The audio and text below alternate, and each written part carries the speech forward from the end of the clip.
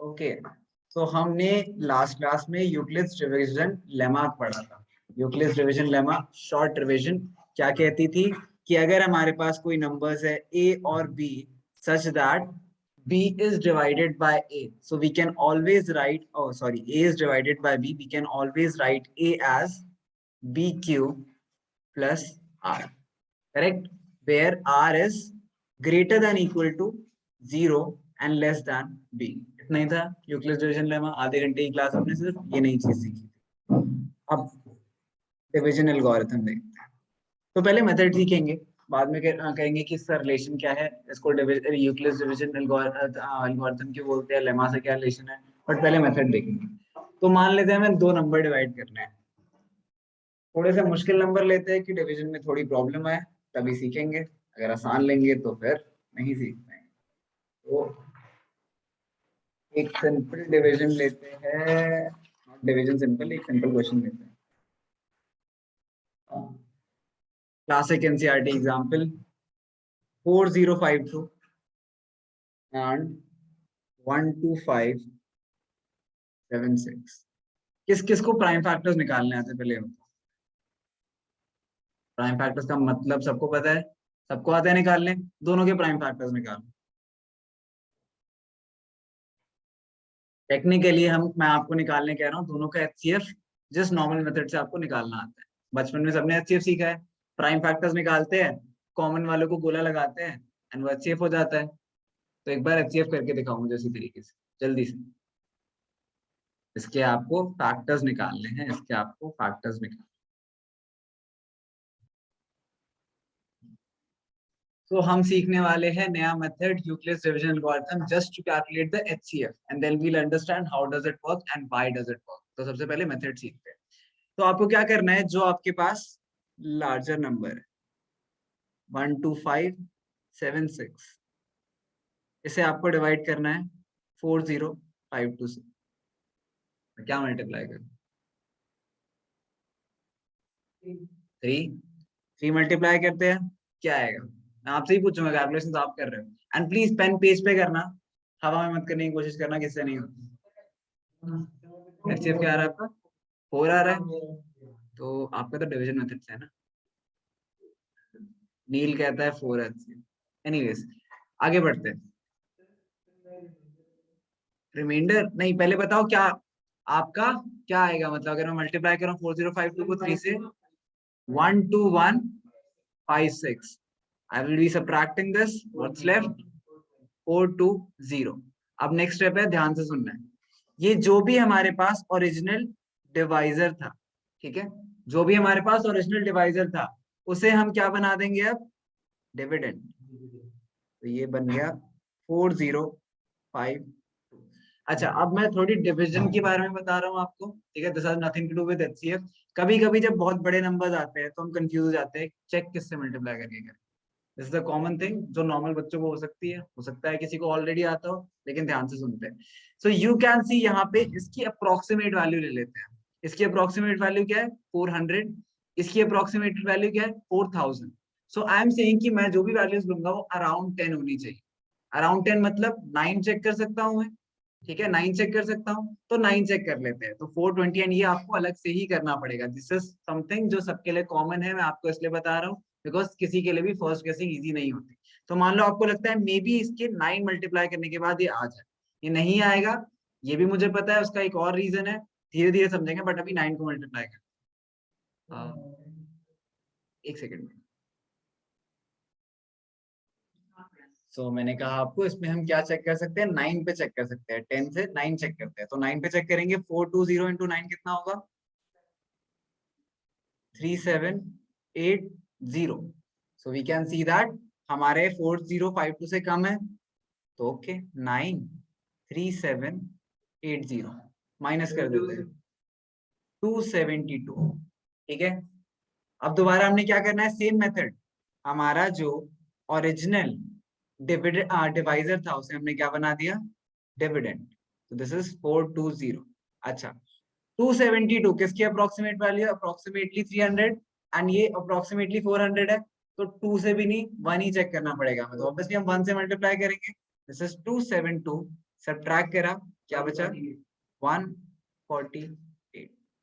सबका ये यहाँ तक ठीक है। ओके नेक्स्ट, अब हम दोबारा से सेम प्रोसेस, हमारा जो डिवाइजर था उसे हमने क्या बना दिया डिविडेंड 272 148। अगेन अगर मैं इंटू 2 करता हूँ तो अप्रोक्सीमेटली मच मोर देन क्या आ जाएगा 272। एग्जैक्टली क्या आएगा 148 इंटू 2 करता हूँ मैं तो 296। Very good. सो 296 आएगा तो नॉट पॉसिबल, तो इंटू 1 करते हैं अगेन 148। क्या बचा 124। Again the same step, again the same step. क्या स्टेप, हमारा जो डिवाइजर है उसे हमने डिविडेंड बना दिया तो 148। अगेन 1 से ही मल्टीप्लाई कर सकते हैं, 124 सब्ट्रैक्ट करा क्या बचा 24। अगेन 124 क्या मल्टीप्लाई करूं मैं, अगर मैं 5 मल्टीप्लाई करता हूं तो क्या आता है 120 subtract 4, dividend become divisor 24। And अब क्या हुआ 6 24 0। This is your final step. तो जब जब तक आपका रिमाइंडर 0 नहीं आता तब तक आप ये कंटिन्यूड रखोगे। एंड द मोमेंट आपका रिमाइंडर 0 आ गया, जो आपका लास्ट रिमाइंडर था या फिर जो आपका करंट डिवाइजर है वो आपका क्या हो जाएगा HCF। So HCF, correct HCF is, ठीक है। मेथड समझ आया सबको, मेथड समझ आया।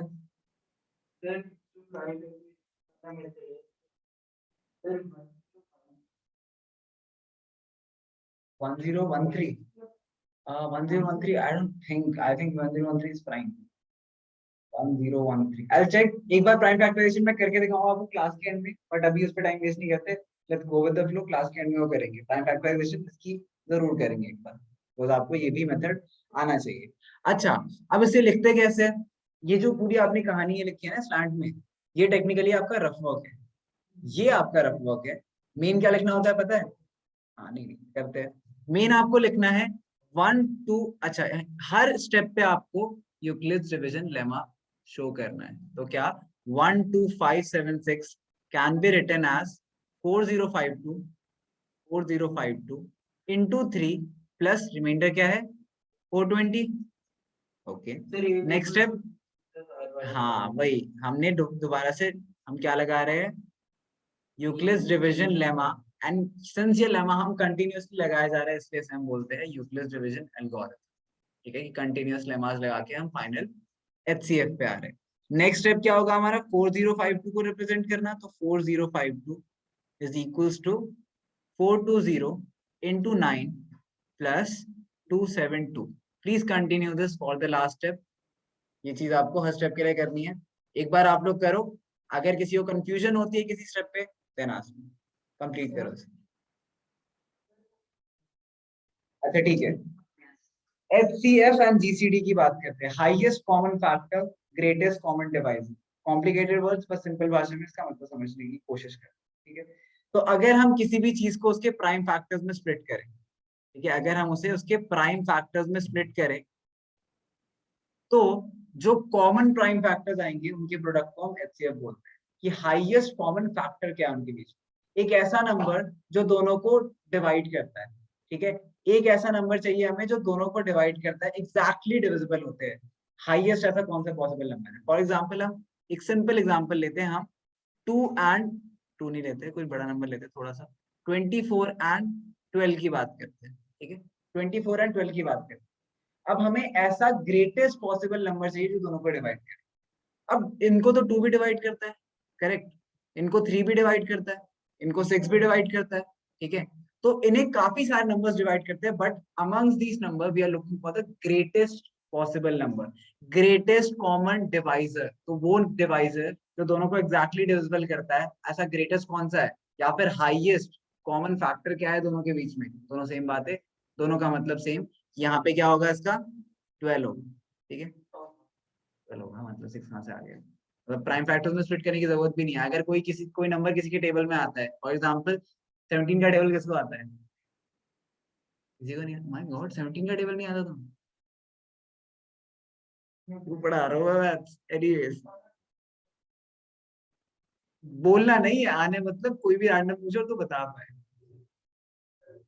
कॉन्ग्रेचुलेशन, तुम सारे मेरे ही बच्चे हो, प्रूव कर दिया तुमने, मुझे भी नहीं आता, डोंट वरी। बट 17 2 तो पता है, 34 2 तक तो आता है सबको। Thank God. 17 और 34 की बात करते हैं। अगर मुझे कभी भी ऐसे दो नंबर्स का एलसीएम एचसीएफ निकालना है जो सेम टेबल में आते हैं, एंड उसमें से एक जो ओरिजिनल उसका फर्स्ट पॉइंट है, लाइक 17 के टेबल है एंड 17 है 34, तो इसका हमेशा एचसीएफ क्या होगा? 17 हमेशा।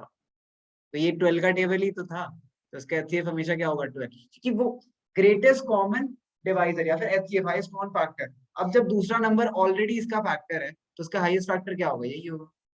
Logical enough. बट अगर अलग से निकालोगे इसको स्प्लिट करके, 2 क्या होगा? 3 × 2, एंड ये क्या हो जाएगा? 2 × 2 × 3। ठीक है, तो हम कॉमन लेंगे, एक 2, दूसरा 2 एंड तीसरा 2। हमारे पास क्या आ गया? एचसीएफ 2 × 2 × 3। 2 × 2 कितना होता है? 4 × 3, फाइनल 12 आ गया। किसी को डाउट इसमें? समझ आ गया? वेरी गुड, बहुत होशियार है। तो आगे बढ़ते हैं। एचसीएफ मतलब सबको समझ आ गया। अब इसी के साथ हम एलसीएम भी डिस्कस कर लेते हैं, because you should be able to differentiate. हाँ, ये क्या होता है? लीस्ट कॉमन मल्टीपल या फिर लोएस्ट कॉमन मल्टीपल भी सेम सेम बात है, लीस्ट लोएस्ट एक ही बात है, कोई फर्क नहीं पड़ता। बट इसका मतलब क्या होता है? किसी को पता है?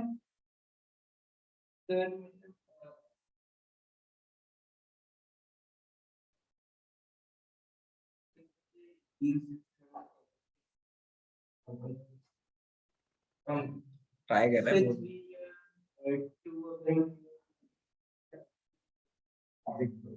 और कोई कुछ ऐड करना चाहता है इसमें? हाँ हाँ, दैट्स अ गुड एक्सप्लेनेशन।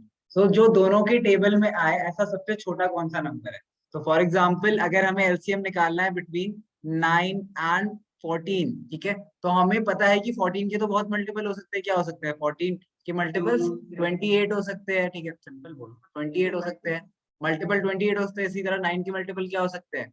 9 के मल्टीपल 18 हो सकते हैं, 27 हो सकते हैं। But we are looking for the lowest number, सबसे छोटा नंबर जो इन दोनों से क्या होता है? डिवाइड होता है। तो इसमें हम क्या ढूंढ रहे थे? फर्स्ट पार्ट में एचसीएफ में हम ढूंढ रहे थे कि ऐसा क्या फैक्टर है जो उनके बीच में कॉमन है। इसमें हम फैक्टर्स की बात कर रहे थे, इसमें हम मल्टीपल्स की बात कर रहे हैं। मल्टीपल्स की बात कर रहे हैं, ठीक है। डिफरेंस है दोनों बातों में। तो जब आपको एलसीएम निकालना होगा हम डिस्कस करेंगे डिफरेंस क्या आता है कॉन्सेप्चुअली। बट एलसीएम में हम मल्टीपल की बात करते हैं कि हम दोनों का कौन सा ऐसा नंबर है जो दोनों के टेबल में आता है, तो सबसे छोटा नंबर कौन सा है? Lowest common multiple, highest common factor. LCM HCF सबको मतलब समझ आ गया? ठीक है।